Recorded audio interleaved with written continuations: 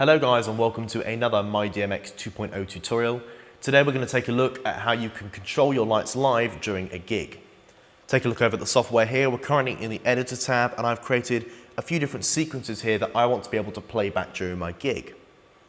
Now if we go straight over into the live tab here, we can see that all the different scenes we've created are displayed as buttons here, which we can just click on and switch between.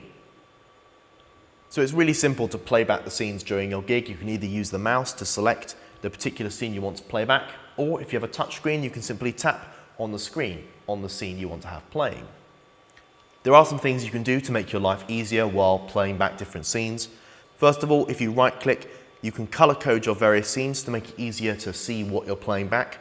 If you're in the moment while operating the lights, you may not have time to go ahead and individually read the labels of all your scene buttons, so having some kind of color coding system will really help with that. If we go back over into the editor tab here, we've got a couple of options that affect the way we play back sequences live. First of all, in the scene window, this column here with all the tick boxes basically allows you to choose if you want to have some of your scenes hidden from the live view.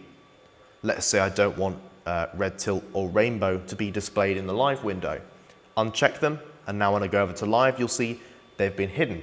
So you can basically customize and choose what scenes you want to be shown or hidden under the live tab. Now in a previous video, I talked about the looping functions of scenes. If we go here, we can set this scene to loop twice, and then we've got an option for next, which is basically the next sequence that's going to play back. So I'm going to go under here and choose X look for cross look. If I go back into the live tab now, when I play back my red and blue chase, first of all you can see that there's a small number 2 underneath the loop symbol, which means it's only going to play back twice. And once it's finished, which it has, when I next press the play button, it's going to jump straight into my cross look. So that's one nice way you can make your scenes build up into one longer sequence. Now let's look at how you can actually trigger the scenes. So you can use the trackpad to go ahead and select your scenes, however, it's not very fast and it makes it difficult to be very reactive when you're operating your lights. So what you can do is use your keyboard to create shortcuts to trigger different scenes.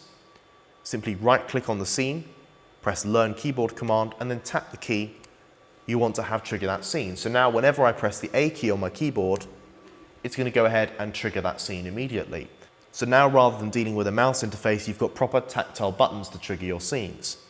And you can also take that one step further with this guy. This is a simple MIDI controller.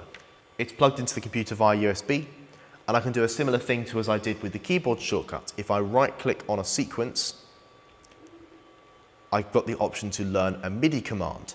And then I can simply tap a button on my MIDI controller, and now whenever I trigger that MIDI button, it's going to jump straight into that scene. You can also apply MIDI control onto other parts of the software.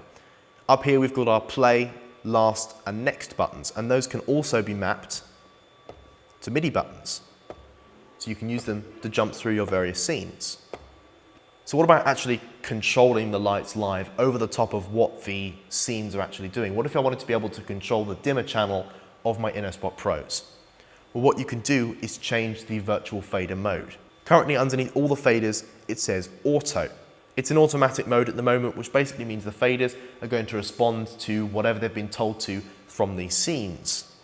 However, if we go ahead here, find the dimmer, press on it, we've got different modes here for LTP, HTP, and back to auto. LTP stands for last or latest takes precedence, which basically means that the latest command that it receives is the one it's going to follow. So it means you can control that dimmer channel live over the top of what the scene is doing. HTP stands for highest takes precedence. So if I try and fade it down here, it's not going to let me because it's already at 100% in that red tilt scene. However, if it were at 0, I'd be able to fade it up to full on top of the scene.